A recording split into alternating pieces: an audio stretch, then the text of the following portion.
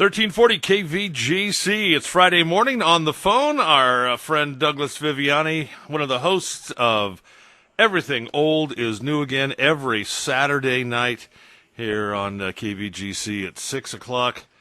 Douglas, how was your week? Good morning, Jim. My week was pretty good. Fighting a smidge of a cold here this morning. I apologize if I sound a little rough, but it's great to be with you. Hey, that's the story of my life, feeling rough. So anyway, hey, you know, the show again for folks that haven't caught it yet, or have caught it and go, what is this show? It's kind of what would you call it? A nostalgic look at the future? Yes, I like that phrase. We try to categorize it in different ways, and that kind of says it pretty well. It's basically America's pop culture talk show, and each week we take a topic that's current in pop culture and examine where it came from, how it's evolved, and what's happening with that genre at this point in time. So we like to travel through time in our show, if you will. We take clips from different shows and the different genres to jog your memory a little bit, and we have some fun along the way. So do you have production meetings, or do you just meet at the neighborhood bar, have a beer, and decide, hey, what's the topic for this week's show? It's funny you ask.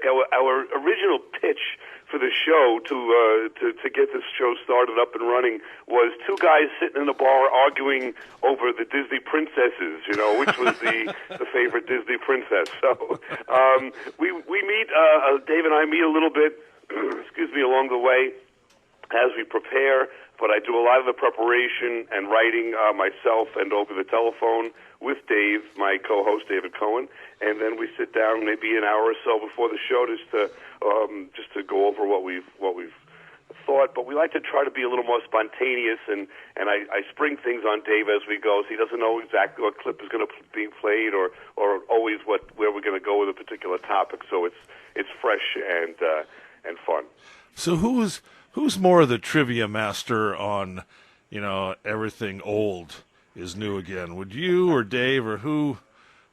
That's where this came from, is the fact that both of us have all of this useless information, and we've gone through life so long keeping it in that now we have the opportunity to just express it and lay it out there for the world to hear. Dave's more of the trivia on the music side, and I'm more of the trivia on the TV side, and we're both I guess you'd say pretty good trivia with the movies.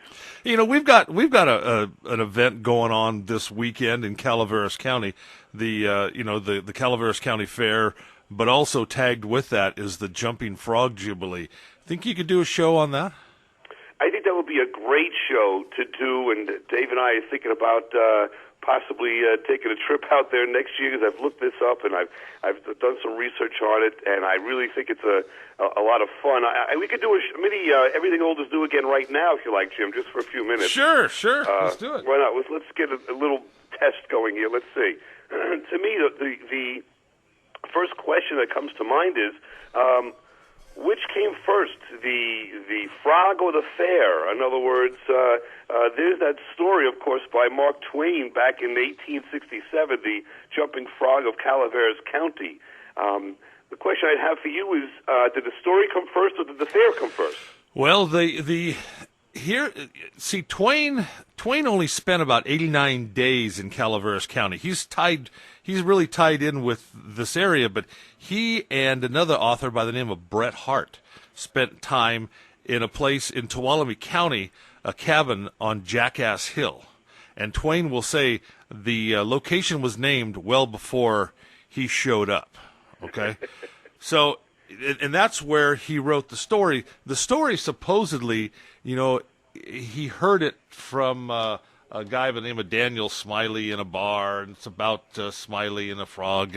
But it goes back, apparently, they say, people have traced it back to Roman times, Interesting. But how it all started, the celebration of the frog jump, was to celebrate the paving of the streets in Angels Camp. And that was in 1924. And that's how the frog jump got involved in it. But the county fair was already kind of going on, and then they just put them together. But and Dave likes to make fun of me because I'll bring up the dates or I'll look things up on Wikipedia wherever I can get information.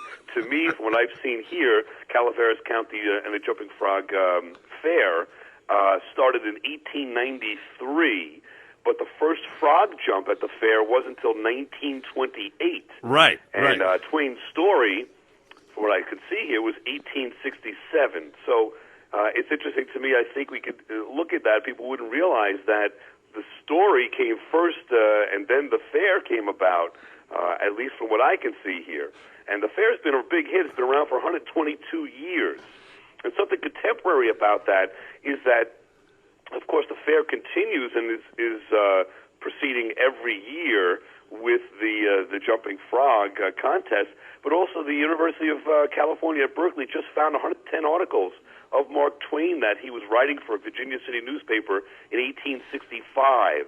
So I think that's very interesting that they found some new writings of one of our classic authors, and something may come out of that and be published out of that shortly. You know what I'm going to send you, Doug? I want to send you today. We have an interview. I was able to sit in on this back in 1976, and we play it every Thursday of the fair. We have every year since then. It's a gentleman by the name of Whisker Bill Collins.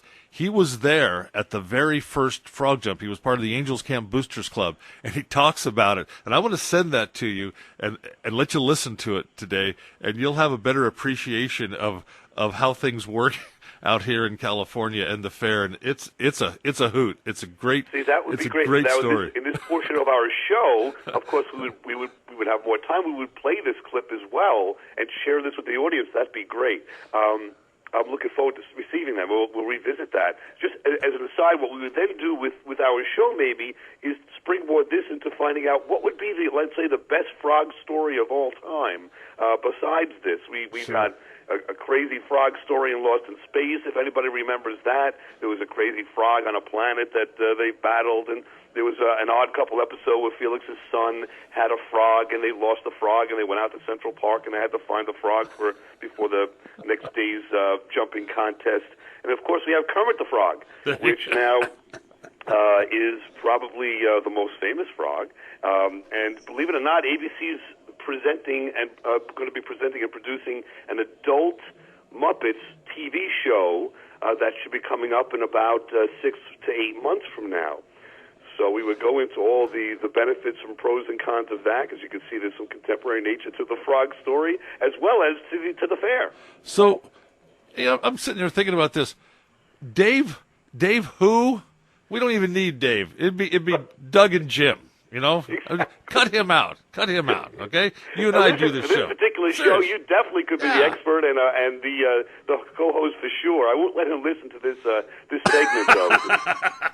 Hey, what's coming up this week on Everything Old is New Again? This week we're going to be entering our 6 show extravaganza of determining what is the best TV theme song of all time. And to me, I look at theme songs as a sort of way of time traveling, because it's the only time that you hear that particular song is when you have actually watched that particular television show. Although there have been some theme songs that have made the top 10 Billboard charts. We'll go into that a little bit.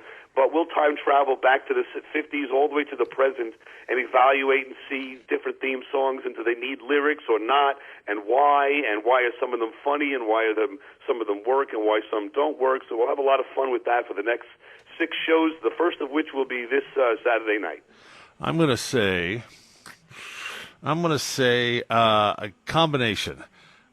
Beverly Hillbillies, Andy Griffith, MASH. Let's throw Dick Van Dyke in there, and then maybe, for my feminine side, Mary Tyler Moore. Okay, you've got some great ones there. I love the Beverly Hillbillies. I think if anyone's heard that or listened to that show, even to this day, you can quote the lyrics to that song as it goes along. It's so Absolutely. great and so funny. Those are so great ones. We also have, what about something like Hawaii Five-0? Sure, which you recognize immediately. Yeah, with the Ventures. And Yeah, so we go through that. And I was watching an episode of The Simpsons last night, and at the very end of it, they were playing kind of their version of the Beverly Hills or the Beverly Hillbilly song. And at the end where they'd all stand out and wave, at the door there. Well, all the Simpsons were there waving like that during the whole thing. So anyway. The Simpsons are right up our alley. They've done some of the things that we've done, or we've done some of the things that they've done inadvertently. We think along the same lines sometimes. We're looking at pop culture. It's a great show that does the same thing we do on some level, and it is contemporary. We've talked about that show a little bit, and we'll do a show on that show because there's just so much to pick out of that. It's a great reference. All right. Douglas Viviani, Everything Old is New Again, Saturday night, 6 o'clock, right here on KVGC. We will listen to the show and talk with you again next week, and we'll see you next year at the Frog Jump for sure. Sounds great. I'm looking forward to hearing the report from you telling me telling us which frog won. Okay, you got it. Have a great one.